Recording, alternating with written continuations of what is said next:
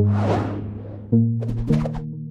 NicoleFenton. I'm a writer, editor, author, speaker, strategist, all of those things that UX people are. You know, we talk a lot about content strategy, we talk a lot about content creation, but I like to call the gray area between those things interface writing, so I'm going to talk about that now. And then I'm going to save some time for Q&A, because I don't want to talk that long. So here we go. The web and the world are full of instructions. Everywhere you go, signs and people are telling you what to do. Walk, don't walk, follow me please, stop, hang on, please stand clear, fasten your seatbelt, read this, do this. This is a pretty bad one, my husband found this. Notice to credit card customers when prompted enter location number. Please enter the zip code of your credit card's billing address. Buy this, take this, find us on Facebook. Please enter your name.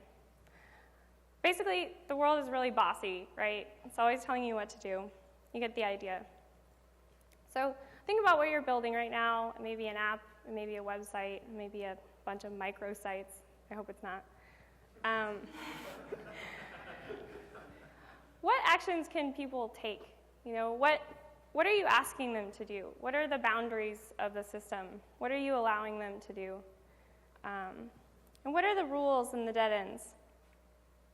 What sort of language do you use to describe things in your little universe?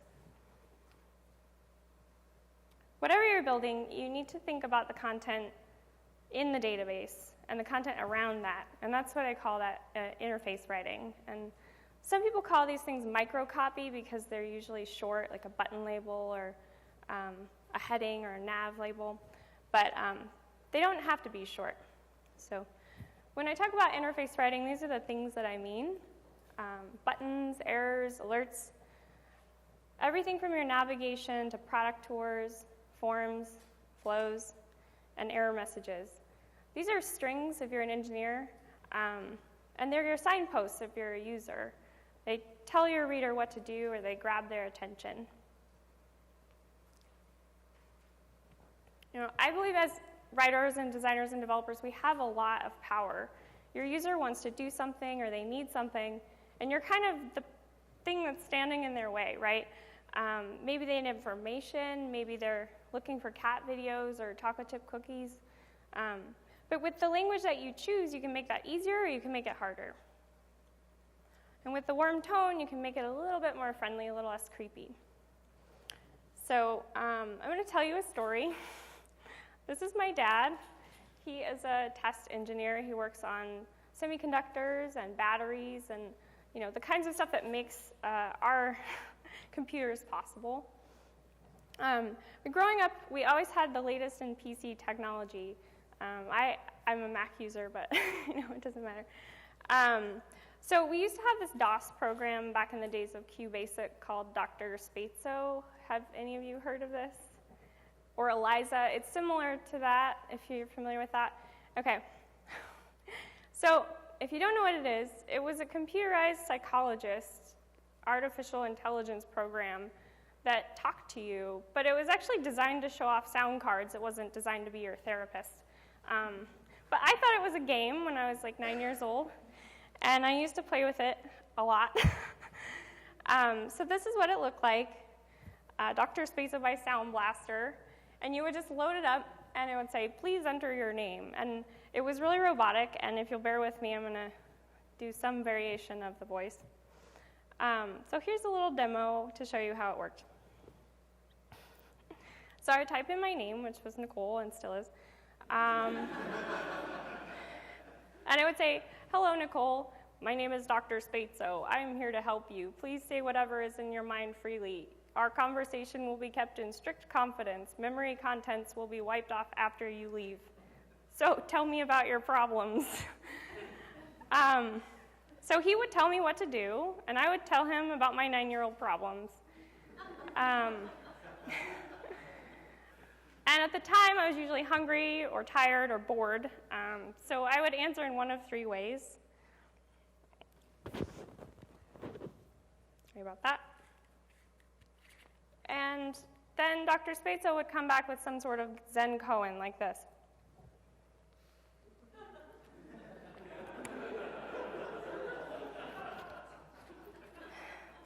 You think I'm kidding? I found an emulator and ran it, and this is what it said. And I remember being a little kid, and this would give me this tiny existential freak out because I didn't know what to say next. But the whole fun of Dr. Spezzo was actually, like, if you started to get frustrated with it, the program was smart enough to know your language was changing, and if you started cussing or something like that, he would warn you, and then if you really pissed him off, he would do this parody error and like spew a bunch of numbers at you and go beep, you know, and then you're game over, right? But the reason I bring this up is that it shapes the way I think about interface writing. Dr. Spezzo was pre-programmed with all of these strings or responses for the user, and you know, some of them were like, do you believe it is normal to be bored? Or what makes you bored? Or Nicole, don't be so defensive, right? Because he knew my name and he could plug that in there. So while most of these responses were cold and poorly punctuated and kind of, you know, hilariously impersonal, I think the model was actually a pretty good model, this kind of prompting the reader and a call and response to them. It felt like a conversation. I mean, I was 9, but I thought I was having a conversation with a computer. And it was awkward, but it was a pretty good start. So my point is, when you're writing for the web, you're having this sort of conversation with your reader. You're telling them what to do, or you're asking them for information if you're giving them a form field. And you know, you want that to feel natural to them. You don't want to creep them out. So I think that our strings or our interface writing, it needs to be useful. It doesn't need to be funny or clever. It just needs to help the reader along on their way. And yeah, just, you know, make it easier to show people around. And if you take the time to help them there, it's much easier to get them to do what you want them to do later in the flow. So Tim Melly is a writer. He says, I love this article. It's all about the history of programming. He says, it is no coincidence that many women have compared weaving code to instructing a child. With both kids and computers, you must carefully think through what you want them to do, and then carefully phrase your commands.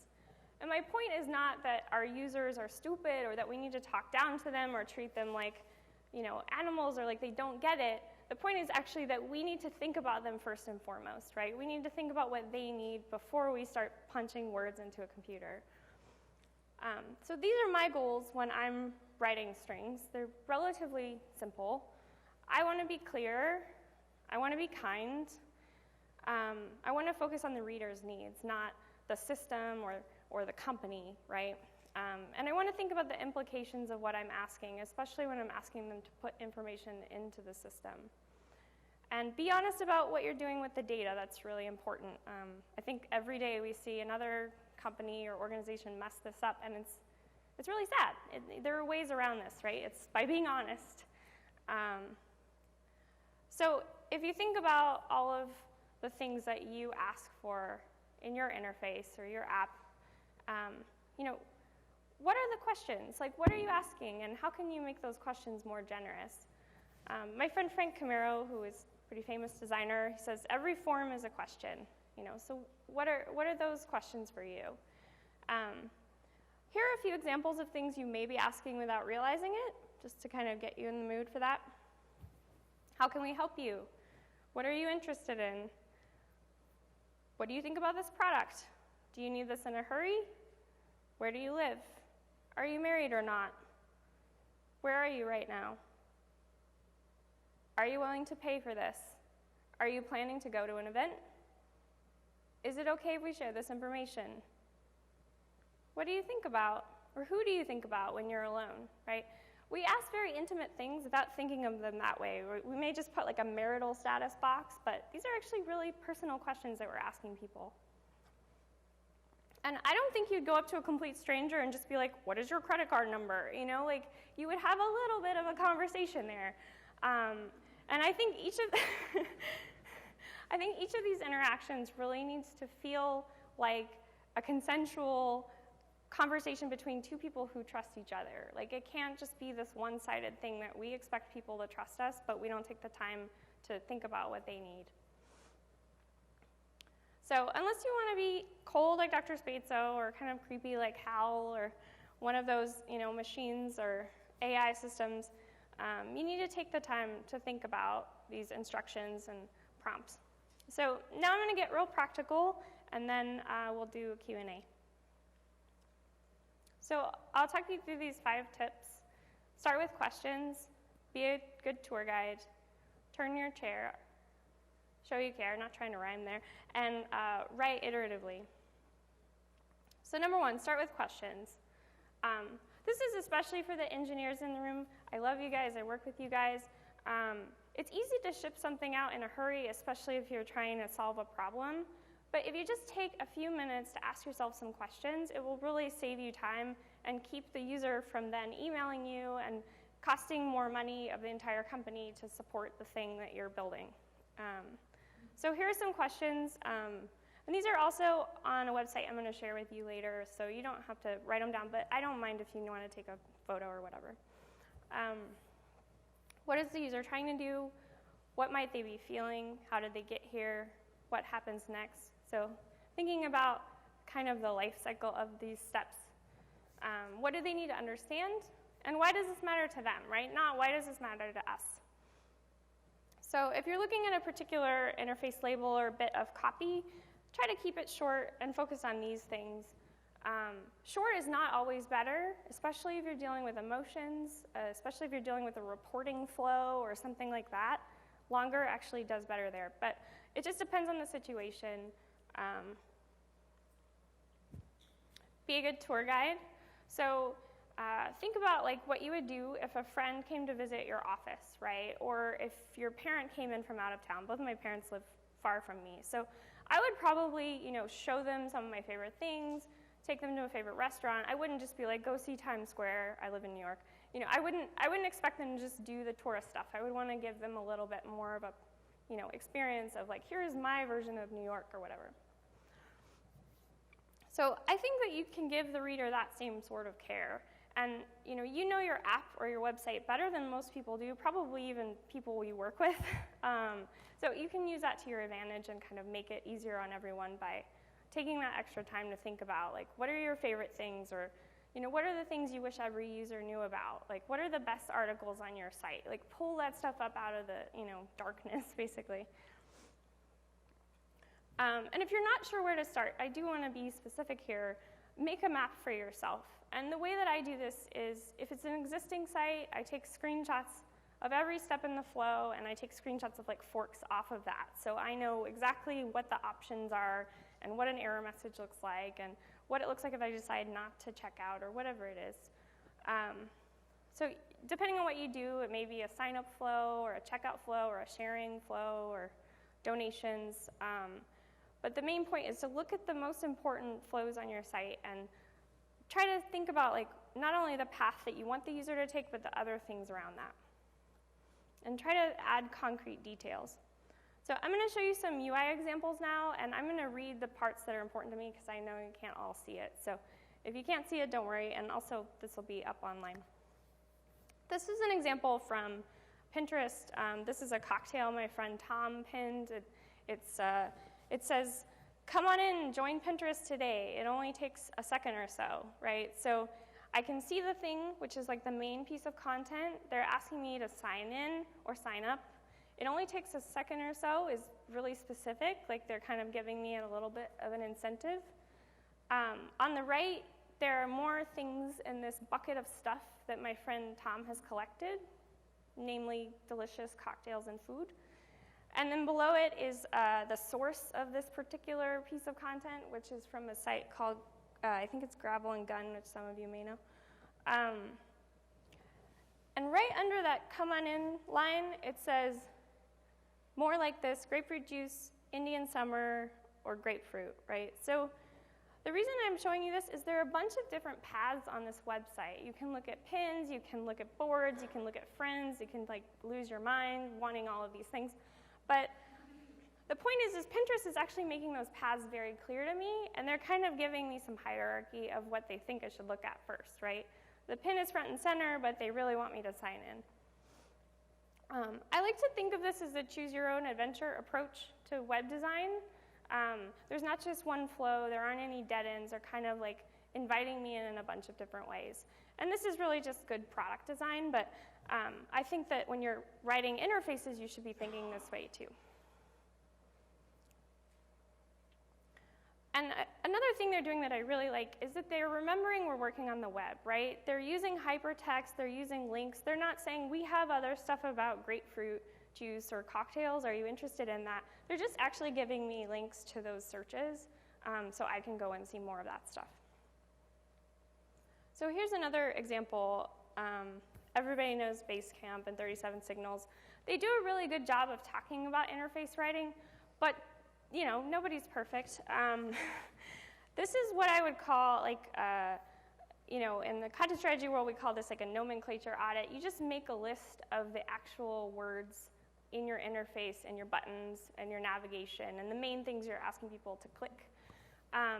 So on the home page for 37 Signals, it says login. It also says sign up today. And then later on, it says sign in, edit my identity, edit your info, settings, and sign out. So the reason I list this, first of all, you can see some inconsistencies, right? They're using login and sign out. Like, I would just say let's choose sign in and sign out because they're already using sign out, and it sounds more secure. You know, people may like that. The other example is like edit my identity and edit your info. Everybody makes this mistake where they use both. It's really a style choice. I think, you know, there's lots of articles about which one to use. I generally refer to the reader as you because it puts me in that conversational mindset. It's easy to talk about we and us as the company and you as the user. But I would just say pick one, right? The reason that this is important is it's not only easier for your user to not have that cognitive load of figuring out which thing is what, but also it's cheaper for translations. So if your app for your website is ever going to be translated, the more consistent things are, the cheaper it's going to be on your company, and that's really great for everyone, basically. Another example, you know, if you call something notifications in one place, don't call it real-time alerts or messages or any of those like ridiculous things. Like, just use language consistently. The point is not to be consistent, it's just to make it easier on your user to understand your little world, you know, it's like you're making a map of it and you want them to be able to get around. Okay. So next, turn your chair. What I mean by this is shift your focus to your readers. When you're writing, when you're actually putting words down, it's really easy to get into the computer and like the system and be typing, and I do this too, and to forget that we are writing for an audience, right? So instead of talking at people, talk to them, talk with them. Use positive language. Don't yammer on about the system. The system isn't the point, right? Your company isn't the point. You're trying to solve a problem, right? So here's an example. For these next two, I have like zoom ins, but I'll show you the wide shot and then. So this is an email from Square Cash. Does everybody know what Square Cash is? It's kind of like PayPal, but there's no fees. So you can just send your friends money without dealing with the fees. So I sent my husband $50. This is a confirmation message or a notification, and it says, you sent $50 to Max Fenton. Great. The cash will appear in his bank account within 1 to 2 business days, and then there's a link to report a problem. It doesn't say, thank you for using Square Cash, the best way to send money on the internet, or thank you for using this thing that we, you know, like we recently, blah, blah, blah. Like, they're not even really talking about themselves. There's a logo there, but it's kind of like ignorable. They're actually just getting to the point. Like, hey, you sent Max money, he's gonna get it. Sweet.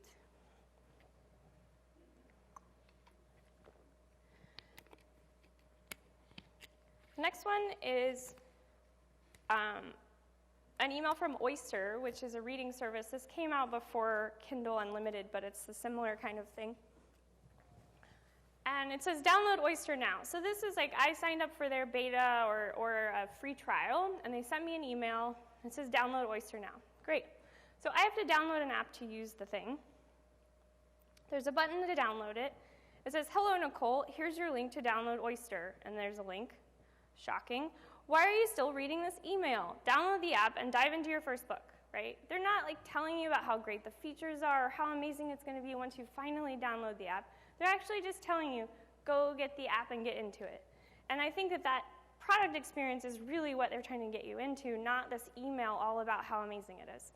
And this is kind of what I mean by turn your chair. Like, get out of your little bubble and actually get the user into the thing they're trying to do.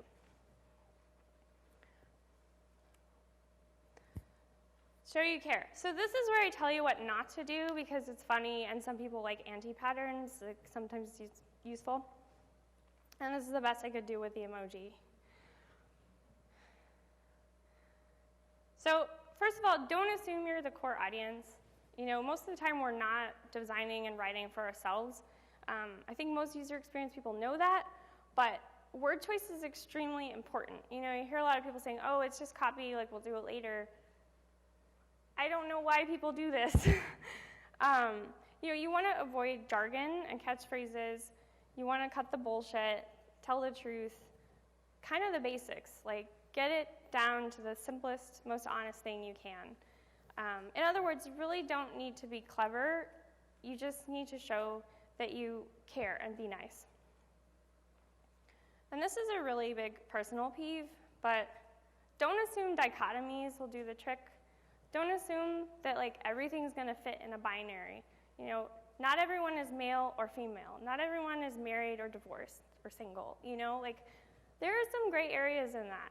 Real life is pretty magical and amazing, and it doesn't always fit in a radio button. And I like that, and I think that we should take the time to really be considerate of other humans and think about that every time we're building something.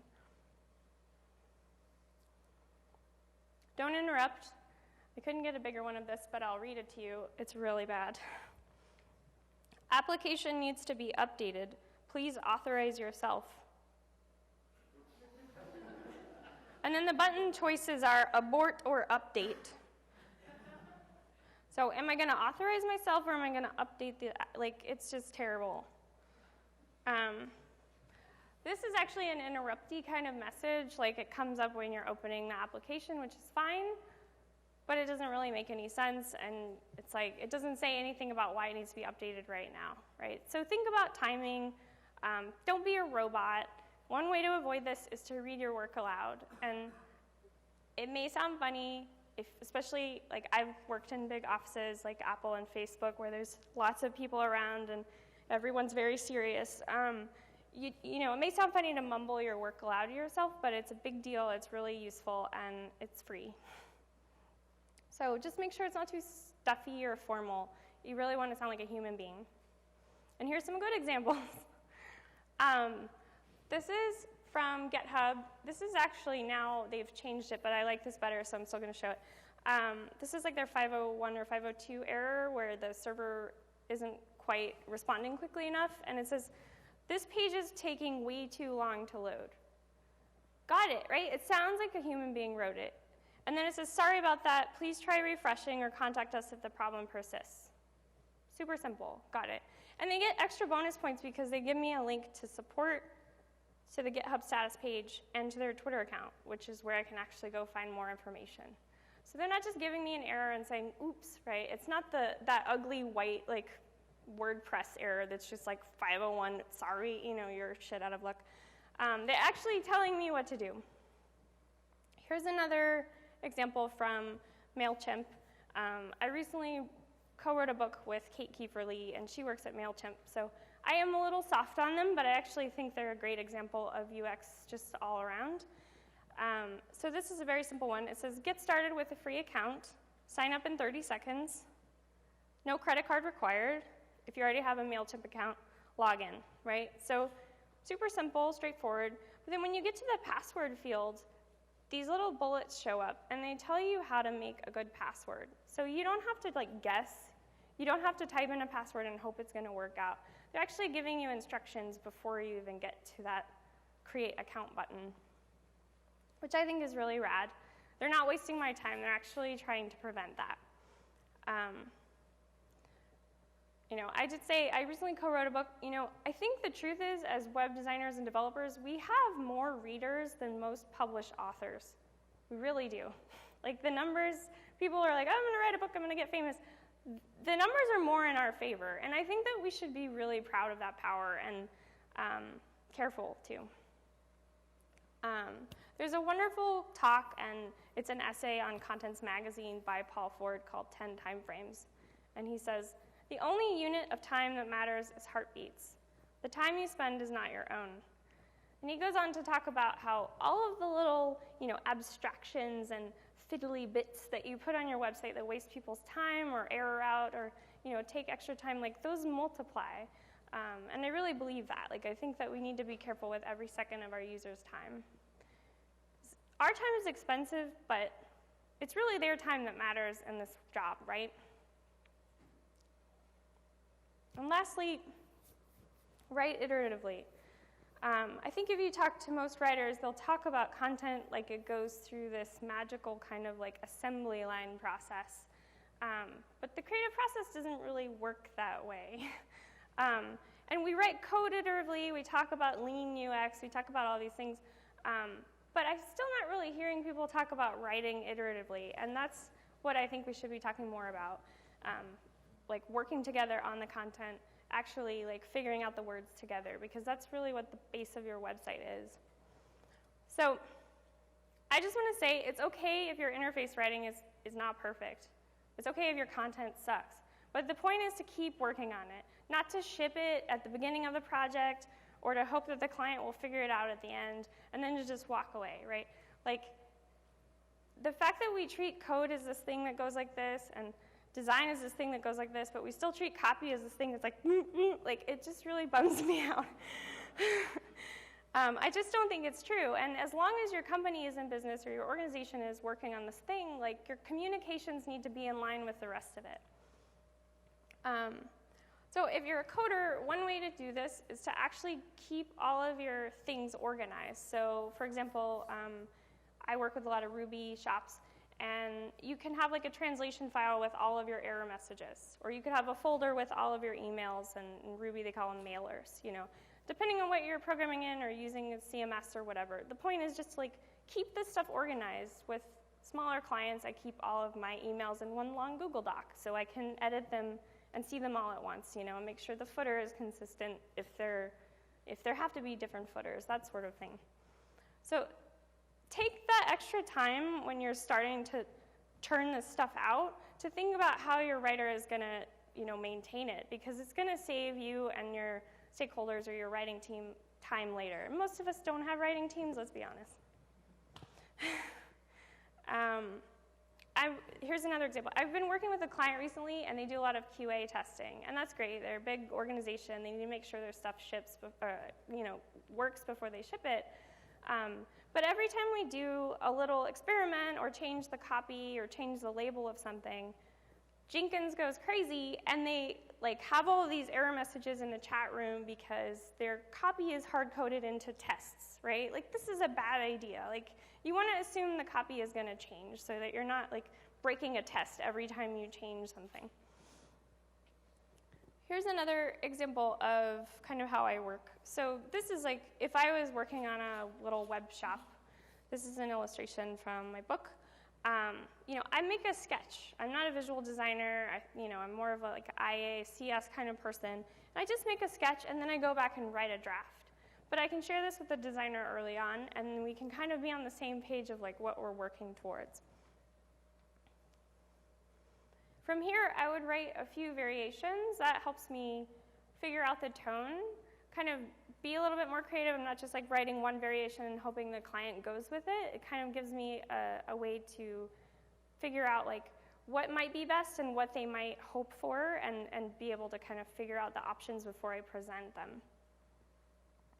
So, for example, if I was just working on something like a button, I would write a few of these. This is a longer list. I might write 2 or 3 depending on the situation, and then figuring out which one is best. And of course, you could A/B test it if you're that kind of organization. Don't be afraid to A/B test calls to action, nav labels, interface writing. I think these little details can make a huge difference. Like I said, I've worked at places like Apple and Facebook, and I've really seen the changes, especially when you're working with global audiences. Like, a little bitty detail change can make a big difference. But I do want to kind of say a few things about A/B testing before we do the Q&A. You should never test something you wouldn't ship. You know, a reader doesn't know the difference between a test and a normal piece of text. I really want to say that again because it really frustrates me. A reader doesn't know a difference between a test and a normal piece of text. So whatever you put out there, your reader is going to think that that's the thing that you were happy with, right? So if you're not comfortable with a particular phrase or it might be untrue, like, you really shouldn't ship it. Don't let your marketing team ship it either. Lastly, just remember that your text can change a million times. You know, make it clearer and then make it clearer. Show it to someone who doesn't think the same way you do, and try to see if they understand it. Keep the testing going and all that sort of thing. And just, you know, find a way to make the system work for you. Thank you.